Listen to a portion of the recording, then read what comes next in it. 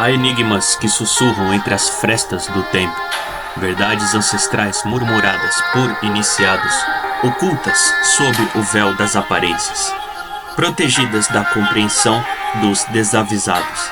Mas hoje você chegou até aqui, e nada, absolutamente nada, acontece por mera coincidência. Se dentro de você há uma inquietação silenciosa, uma sensação de que existe algo além do visível, um conhecimento capaz de transmutar sua essência, permaneça comigo até o final deste vídeo, pois aquilo que foi ocultado dos muitos será enfim revelado aos poucos. Você já sentiu que o que chamamos de realidade é apenas um fragmento distorcido de uma verdade muito mais ampla?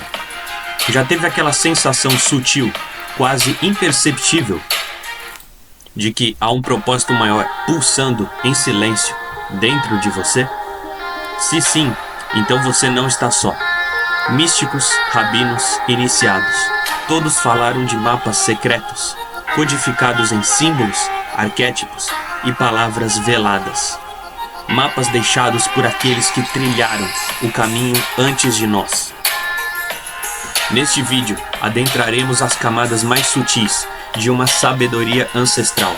Uma sabedoria que pode remodelar sua mente, tocar a sua alma e abrir portas internas que jamais foram sequer percebidas. Mas esteja avisado, o que será revelado poderá colidir com aquilo que você acreditava ser absoluto. Se o seu desejo é transcender as amarras do óbvio e acessar níveis mais elevados de consciência, permaneça comigo até o fim. E lembre-se, conhecimento oculto não se entrega ao acaso, ele escolhe e é escolhido. Se essas palavras ressoam em seu íntimo, demonstre sua presença. Deixe seu like agora. Isto não é apenas um gesto digital.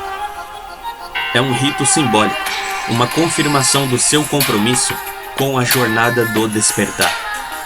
E se deseja continuar desvelando mistérios que poucos ousam tocar, inscreva-se agora.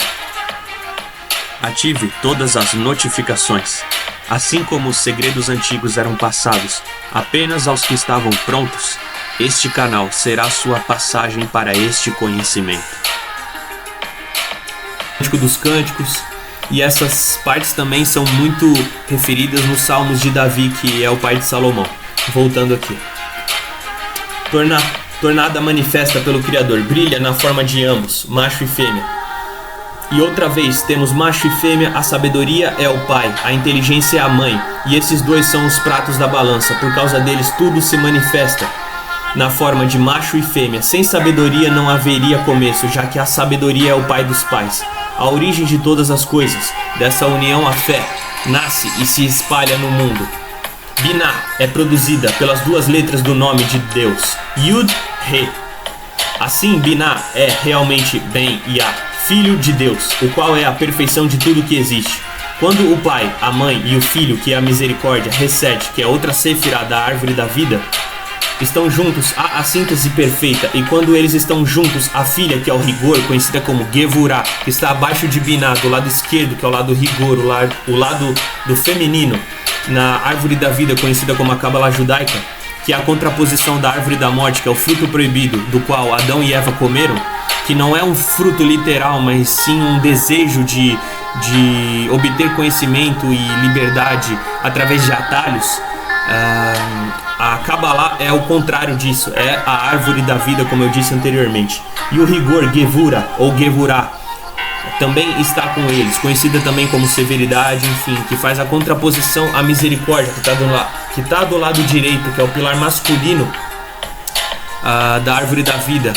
E a Hesed está abaixo de Hokmah, que é a sabedoria, que está acima no pilar direito.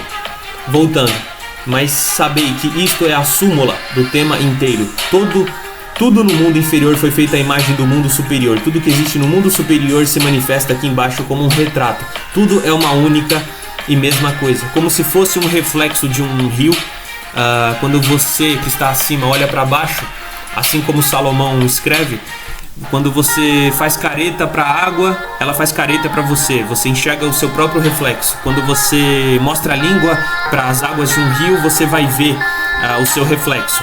Quando você, sorri para este rio, para este mar, para esse lago, ele vai sorrir de volta para você. Tudo é um reflexo.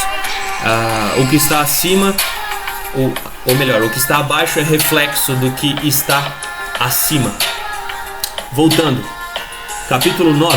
Revelações sobre o homem. Um dia, quando os discípulos se haviam reunido para ouvir as palavras do mestre, o Rabi Shimon notou que um dos seus jovens, que era dolorosamente acostumado pelas enfermidades da carne, encontrava-se muito preocupado com seus próprios males. E o mestre lhes falou assim: não creais que o homem não seja mais que carne. O que realmente faz o homem é a sua alma, e assim como Deus forma um ponto oculto, do qual todas as hostes celestes e todas as regiões superiores formam um envoltório, assim também é o homem representado por sua alma, mais interna, da qual todas as partes do corpo formam um envoltório, a carne e a pele, os ossos e os restos. São apenas uma vestimenta, um véu, não são o homem, e quando o homem deixa o mundo, ele se desprende de todos os véus que o cobrem. Abrindo mais um parênteses aqui, pessoal. Para quem não sabe, a alma tem 5 partes no judaísmo. É conhecida como Nefesh, Ruach, Neshama, Shayah e Yehidah. A Nefesh é o nosso corpo. O nosso corpo é a parte mais baixa da nossa alma.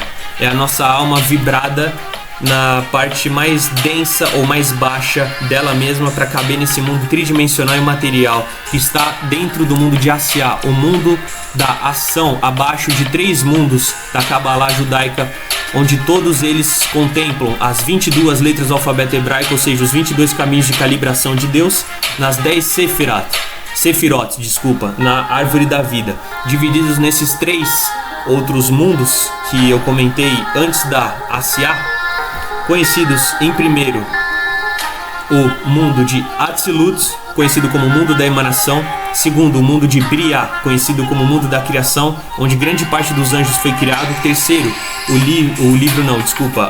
mundo de Yetzirah, conhecido como o mundo da criação, da formação, e onde também outros anjos foram criados. E voltando para o nosso mundo, que é o mundo da Asiá, que é o mundo da ação, que é o mundo material, porque nos outros 3 de cima não existe matéria. A matéria é a parte mais baixa, mais densa de tudo o que foi criado. Voltando aqui, pessoal, e importante dizer também que dentro do corpo humano, além dos pilares, dos caminhos das 22 letras hebraicas, da associação a planetas, das Sefirot, da Kabbalah, da associação a um anjo governante dentre tantos outros milhões e miríades e miríades e miríades de outros anjos que estão abaixo do comando de vários desses anjos regentes, conhecidos como Mihael, Rafael, Tzafkiel, Tzadikel, Metatron, Sandalfon, tantos outros, Uriel, quem mais? Raniel e tantos outros anjos, Gabriel, enfim, que foram traduzidos para o português, como todos os anjos que nós conhecemos como Miguel, Gabriel, Rafael e tantos outros no nosso idioma. Tudo isso, a árvore da vida, ela consiste, ela abrange todo o universo, como eu falei anteriormente. Anjos, planetas, letras hebraicas, os atributos de Deus, todos estão contidos dentro do ser humano. O ser humano só precisa buscar isso dentro de si mesmo, porque, como é dito lá em Gênesis, o homem foi feito à imagem e semelhança de Deus. Não é dito que o homem foi feito à imagem de Deus somente, ou que o homem foi feito à semelhança de Deus somente. Não, o homem foi feito à imagem e semelhança de Deus. Macho e fêmea foram feitos assim. E no hebraico original é dito que Elohim disse: façamos o homem à nossa imagem e semelhança. El é um dos nomes de Deus. Rim, como eu disse anteriormente, em hebraico é plural. Então pode ser traduzido como deuses, mas não no sentido de que os anjos são deuses, no sentido de que cada um é um atributo do único e verdadeiro Deus, Hashem no caso, né? E esses anjos, eles se reuniram depois de Deus discutir com eles, discutir no sentido de conversar com eles, que Deus queria criar o homem, E eles falaram: então façamos o homem à nossa imagem e semelhança. Deus, dentro dos anjos, criou em sua pluralidade, esses anjos com atributos de Deus criaram um ser humano. Então, dentro de cada ser humano existem essas forças angelicais, assim como as forças negativas, que é outro assunto, que é conhecido como Yetzer Hara, que é a inclinação para o mal em hebraico, que dá a vida às clipotes, como eu já coloquei no canal anteriormente, que é o lado negativo da árvore da vida, conhecida também como a árvore da morte, onde tem outros anjos, só que são anjos negativos. Aqui eu vou falar os nomes só a fim de elucidar qualquer dúvida, mas não é bom a gente ficar falando esses nomes, tá? Não é algo legal a gente ficar chamando, não por medo, não por receio, mas o nome ele carrega energia, o nome ele carrega significados explícitos e ocultos da missão de cada ser humano e de anjos. Então, por exemplo, como eu já falei anteriormente dos nomes dos anjos da árvore da vida, agora eu vou falar do lado negativo. Samael, por exemplo, Azazel, no hebraico antigo conhecido como Rei El, que é o Lúcifer traduzido em latim, por exemplo. Tem Lilith, tem diversos outros. Salomão, por exemplo, aprisionou Ashmedai para roubar um segredo oculto desse demônio, conseguiu arrancar desse demônio um segredo, porque ele estava atrapalhando a construção do primeiro templo de Jerusalém. Salomão aprisionou esse demônio e conseguiu subjugá-lo à sua vontade, porque o rei Salomão era um ocultista. Através do anel que ele recebeu do arcanjo Miguel e de Raziel, Mihael e Raziel, na verdade em hebraico original, ele tinha o selo de Salomão, conhecido como a estrela de Davi, e outros artefatos místicos que ele utilizou para subjugar esse demônio, para retirar dele o segredo de como construir o templo de Salomão sem utilizar o metal para cortar as pedras desse templo, porque Deus proibiu. Por que Deus proibiu? Porque o metal, na verdade, ele é associado à guerra, ele é associado à espada, à lança, a dardo, arco e flecha. E Shlomo, que é Salomão em hebraico, como era um homem de paz, diferente do rei Davi, que foi um homem forjado na guerra, ele foi instruído por Deus a construir o templo de Hashem, que é o nome em hebraico que a gente se refere a Deus assim. Ele, no judaísmo, né, se refere assim. Ele orientou na realidade Salomão a construir o templo sem a utilização de metal. Então Salomão, utilizando a sua sabedoria e o ocultismo, ele descobriu que quem detinha o segredo desse animalzinho chamado Shamir, que ele devorava pedras como o cupim devora madeira, só que de forma retilínea, é Ashmedai, que é Ashmedai Asmodeus em hebraico, que é um demônio que tinha esse segredo. E existe toda uma história muito extensa de Salomão lutando contra esse demônio. No fim ele consegue aprisioná-lo e retirar esse segredo desse demônio através do anel que ele recebe, que é o selo de Salomão, ou a estrela de Davi, que é mais conhecida, né, por esse nome. Se esta mensagem acendeu uma centelha em sua consciência, imagine quantas almas ainda vagueiam na escuridão, sedentas por respostas, mas sem saber onde procurar. Os grandes mestres sempre ensinaram: o saber verdadeiro não deve ser acumulado, mas partilhado com discernimento. Se você sente que esta sabedoria precisa ecoar mais longe, compartilhe este vídeo com alguém que está pronto para despertar. Agora eu quero ouvir e saber de você. O que mais tocou o seu espírito neste ensinamento? Você já teve vislumbres desta realidade velada antes? Deixe seu comentário. Sim, eu leio todos. Este não é apenas um canal, é um círculo, um espaço sagrado de buscadores e despertos. Talvez o que você compartilha seja justamente o farol que alguém precisava ver hoje. O que você ouviu aqui é apenas o início, a borda do véu, a superfície do oceano. Existem peças ocultas que completam este enigma, mas somente os que persistem na busca conseguirão montar o quadro completo.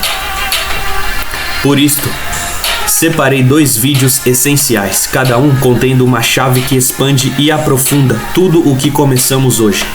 E se você sente lá no fundo que esta é a trilha do seu despertar, inscreva-se agora. Ative todas as notificações, porque certos mistérios só se revelam uma vez. E se, no instante da revelação, você não estiver presente, eles se perderão, talvez para sempre.